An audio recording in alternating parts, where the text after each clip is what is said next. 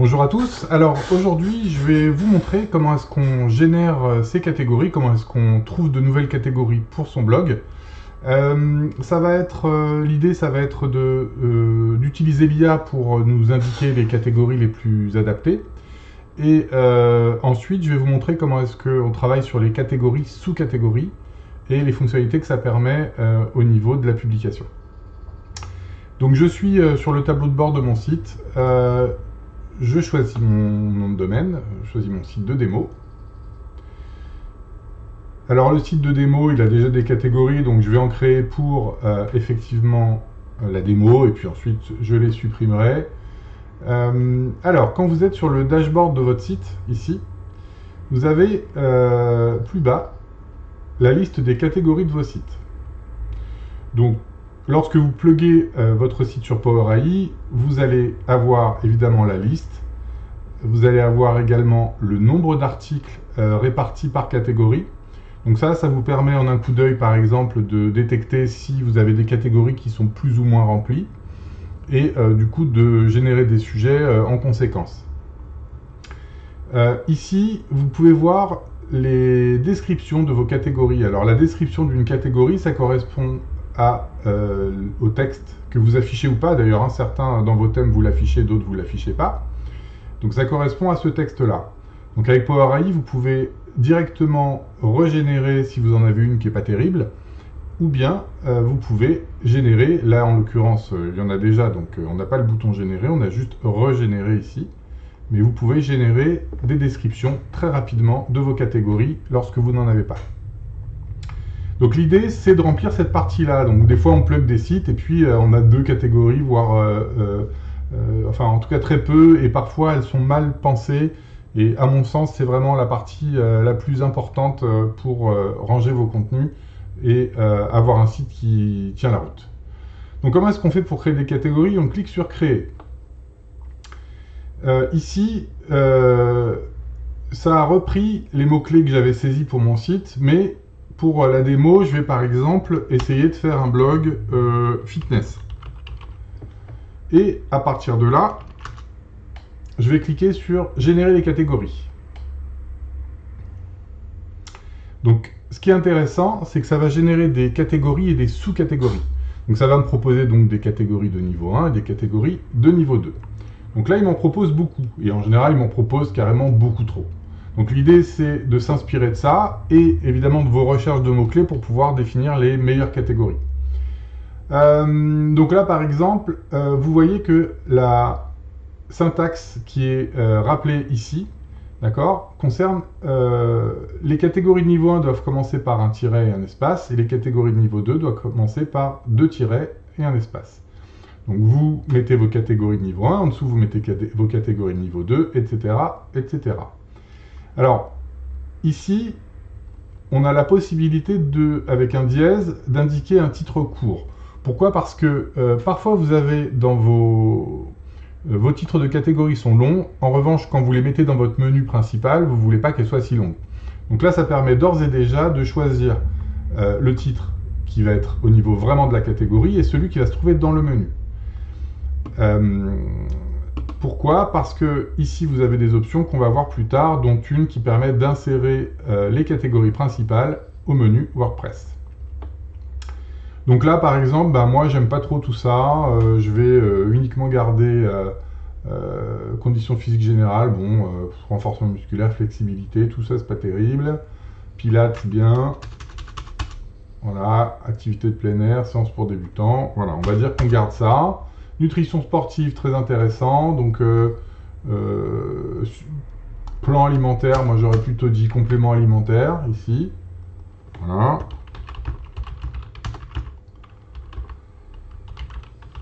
Alors, au niveau des catégories niveau 2, évidemment, il n'y a aucun intérêt à mettre des dièses quelque chose, puisque ce ne sont pas des catégories normalement qui vont être insérées au menu principal.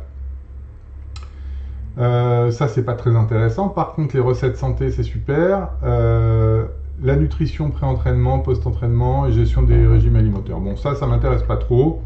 C'est un peu nul. Voilà. Bien-être mental, bon, c'est pareil, c'est pas terrible. Mais par contre, j'aime bien l'idée peut-être des techniques de relaxation là, voilà. Donc ça, en fait, je vais en faire une catégorie de niveau 1. Et du coup, clac. Voilà, mais l'idée, c'est vraiment que ça puisse vous inspirer, hein, tout ça. Perte de poids, donc programme de perte de poids, conseil pour brûler les calories. Bon, tout ça, ça ressemble plutôt à des titres d'articles, donc c'est pas terrible. Par contre, j'aime bien la catégorie perte de poids. Là, ça c'est pas mal, exercice pour maigrir. Tout ça, c'est pas terrible. Voilà, donc vous avez compris le principe. Voilà, musculation, voilà, yoga et pilates. Bon, il est quand même assez exhaustif, donc l'idée c'est de faire un peu le tri et de garder ce qui vous intéresse en fonction de vos recherches de mots-clés évidemment et de vos objectifs SEO. Donc je vais faire un truc très simple en fait, hein. Là je vais juste garder nutrition et sportive et conditions physiques parce que j'ai déjà beaucoup de catégories dans ce site. Donc je vais garder que des catégories de niveau 1 pour qu'on puisse les voir dans le menu. Alors, qu'est-ce qu'on a comme option en bas? On a inséré des catégories dans WordPress et générer des descriptions, donc ça c'est quand même le truc de base.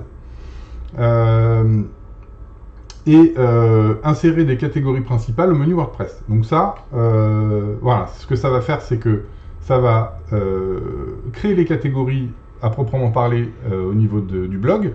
Ça va générer une description et ça va insérer également dans le menu principal ici, le nouvelle catégorie. Donc je vous explique également cette dernière petite option. J'en profite pour générer 0 sujet dans le réservoir, 5 par sous-catégorie. Bah, j'ai pas de sous-catégorie, donc ici si j'avais mis recette, celle-ci, par exemple, quand je sors, vous voyez, j'en profite pour générer 5 sujets. Donc l'idée c'est que quand vous êtes en train de lancer un site, eh bien, vous pouvez lui demander en même temps d'ajouter au réservoir quelques sujets pour chacune des sous-catégories, histoire d'avoir un panier en fait, de départ. Voilà, c'est un peu ça l'idée. Donc comme ça, on fait d'une pierre deux coups, d'où l'expression « j'en profite ». Voilà, donc ça c'est bien. Donc je fais démarrer, hein, je travaille sur mes catégories, je fais démarrer. Vous voyez qu'ici, on a un petit message qui dit « les catégories sont en cours de publication sur votre site ». Bon, sans plus attendre, on va sur le site et je fais quelques refresh et je m'aperçois que effectivement j'ai 2 nouvelles catégories qui sont conditions physiques.